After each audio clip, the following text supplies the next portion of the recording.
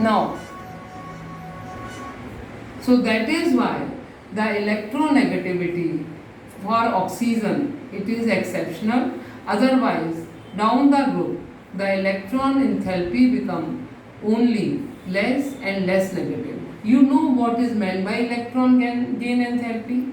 It is the energy released when electron is added to isolated gaseous atom. It is again the concept of class 11. When you have to take something in that turn, you have to give something. So that is why the energy is released and the electron is added. The next one is electronegativity. The electronegativity of oxygen is next to nitrogen. It is highly electronegative. So that is why otherwise electronegativity is inversely proportional to size. The size increases, the electronegativity decreases, but oxygen is having maximum electronegativity. Now I will discuss some physical properties. Oxygen is gas, it is a non-matter, sulfur is a non-matter, it is solid, selenium and beryllium, these are also metalloid, and polonium is a metal. Polonium is a radioactive matter.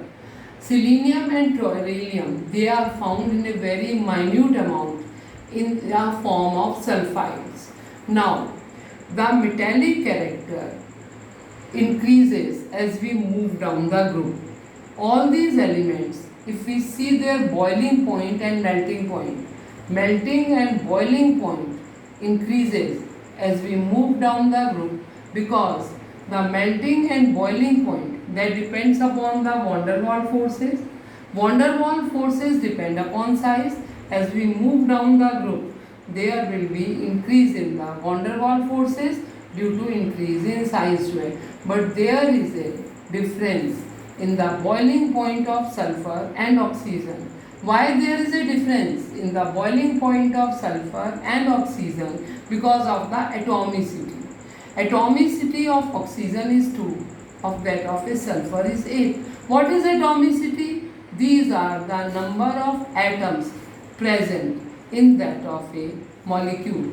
Oxygen exists in the form of O2, whereas sulfur exists in the form of a S8. So that is why there is a difference in the boiling point of these two.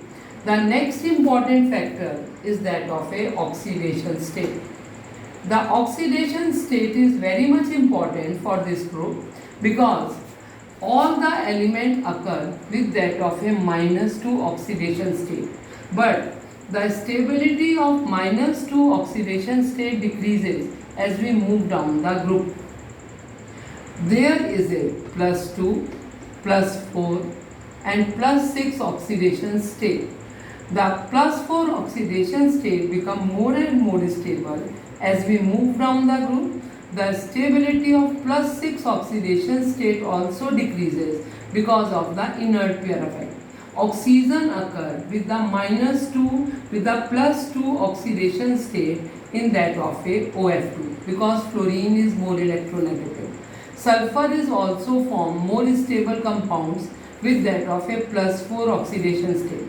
Selenium and beryllium, they form compounds with +4 oxidation state with oxygen and +6 oxidation state with that of a only fluorine.